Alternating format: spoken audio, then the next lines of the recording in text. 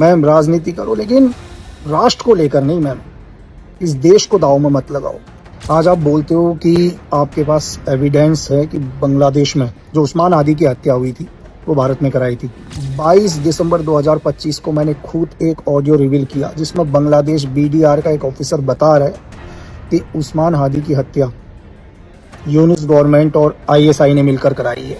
उस्मान हादी का भाई उमर हादी मीडिया पर आया और ये स्टेटमेंट दिया है कि उसके भाई को मरवाने के पीछे आईएसआई और यूनुस गवर्नमेंट है। ऐसी राजनीति मत करो कि आपके झूठे स्टेटमेंटों से बहुत सारे हिंदू रह रहे हैं बांग्लादेश में, उनकी जान के ऊपर आए। राजनीति करिए, खूब करिए, आपकी जितनी मर्जी है देश के अंदर आप राजनीति करिए। आप विपक्ष के नेताओं को, पक्ष के नेताओं को जो बोलना हो बोलो, लेकिन आप राष्ट्र के खिलाफ और राष्ट्र हित के खिलाफ आप बात नहीं कर सकते। अगर हिंदुस्तान से हमारी पहचान है और अगर उसी हिंदुस्तान को दांव पर लगाकर कोई बात कही जाए तो हरगिज बर्दाश्त नहीं की जा सकती। मैं इसलिए इस बात को बोल रहा हूं क्योंकि सीएम ममता बनर्जी ने एक दिन पहले बांग्लादेश के छात्र नेता शरीफ उस्मान हादी की हत्या को लेकर जो बयान दिया था वो पूरा का पूरा देश विरोधी और राष्ट्र हित के खिलाफ की गई बात है। पूर्व रॉ एजेंट लकी बिश्त ने वीडियो बनाया है, काफी गुस्से में वो इस बात को कहते रहे कि मैडम चुनाव बहुत आएंगे, राजनीति करने के मौके आपको बहुत मिलेंगे, लेकिन मैं आपसे निवेदन करता हूं कि आप जो है राष्ट्र हित को दांव पर मत लगाइए।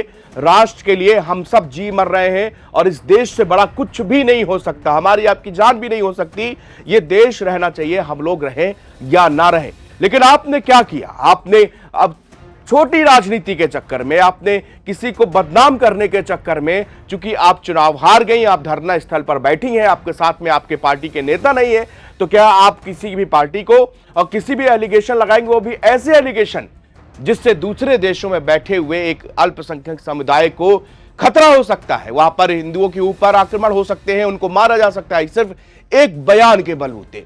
लेकिन उनको यह समझ में नहीं आ रहा। हार के कारण ममता बनर्जी इतनी ज्यादा अपने दिमागी संतुलन खो चुकी है कि वो देश के खिलाफ बात कर रही है, वो राष्ट्र के खिलाफ बात कर रही है। वो कह रहे मेरे पास ऐसा इनपुट है कि उस्मान हादी की हत्या के लिए हमको किसी ने फोन किया, हमको इसकी गिरफ्तारी को छुपाने के लिए बताया। पूरी बात क्या है, ये लकी बिश्त ने क्या बोला है, आइए सुनते हैं। बंगाल की एक्स सीएम ममता बनर्जी, आप एक पॉलिटिशियन है, राजनीति करते हैं, बहुत अच्छी बात है, लेकिन आप राष्ट्र को दांव पर लगा के राजनीति नहीं कर सकते।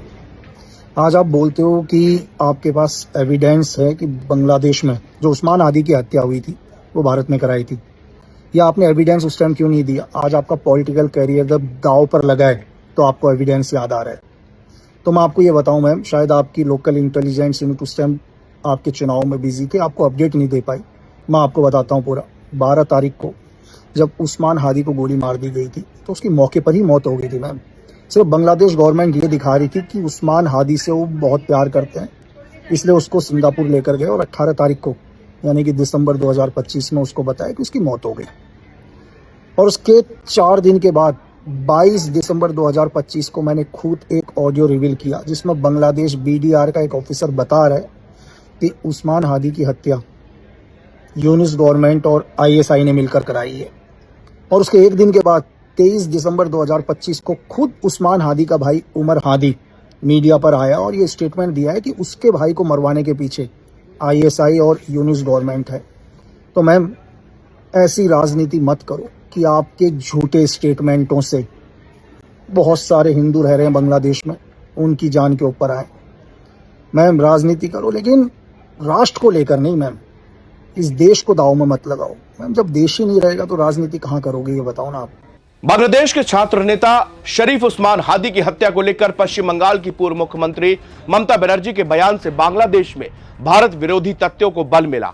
बांग्लादेश के पत्रकार सलाउद्दीन शोएब चौधरी ने ब्लिट्ज में लिखे एक लेख में लिखा है, उन्होंने कहा कि ममता बनर्जी के बयान के बाद बांग्लादेश में भारत विरोधी भावनाओं के और भड़कने का खतरा पैदा हुआ। उन्होंने कहा कि ऐसे वक्त पर जब बांग्लादेश और भारत के बीच रणनीतिक रूप से संबंध महत्वपूर्ण बने हुए हैं, क्षेत्रीय सुरक्षा के समीकरण तेजी से बदल रहे हैं, ममता बनर्जी के बयान से एंटी इंडिया नैरेटिव को बढ़ावा मिल रहा है।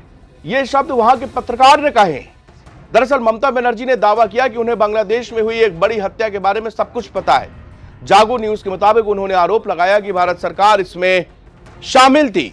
उन्होंने आगे दावा किया कि जब इस हत्या के मामले में संदिग्धों को पश्चिम बंगाल में गिरफ्तार किया तो गृह मंत्री अमित शाह ने खुद उन्हें फोन किया और उनको इस खबर को दबाने के लिए कहा।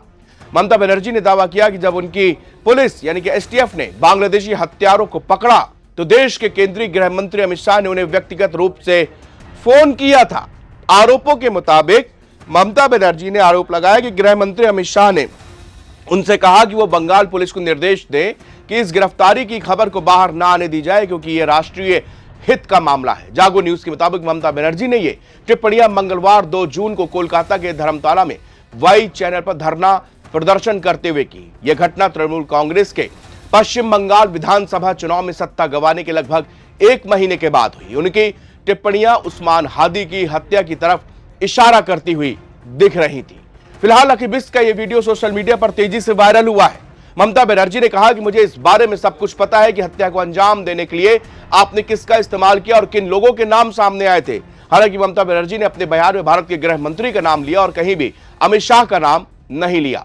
बात बहुत साफ है कि ममता बनर्जी बहुत अच्छे से जानती हैं कि उनके बयान का क्या असर बांग्लादेश में होगा और भारत बांग्लादेश संबंध पर क्या असर पड़ेगा। उनके बयान से बांग्लादेश में भारत विरोधी भावनाओं में आग लगा दिया है। कई उनके बयान की छोटी छोटी क्लिप्स बांग्लादेश के तमाम जगहों पर भेजी जा रही हैं।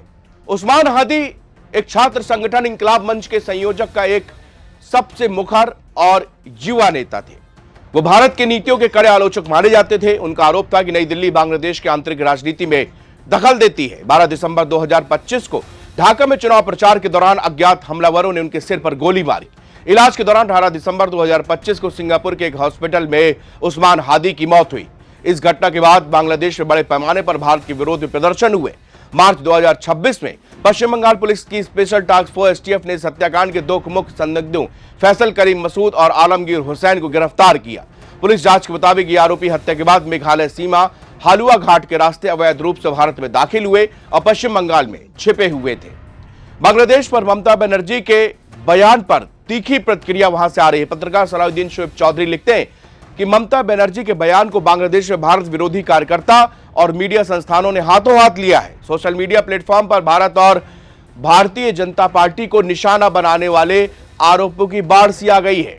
तमाम क्लिप्स वायरल हो रहे हैं। उनकी बात को कोट किया जा रहा है और ये कहा जा रहा है कि देखो यहां पर जो कुछ हुआ उसमें भारत का हाथ था, जबकि उस्मान हादी के भाई ने खुद बयान दिया था।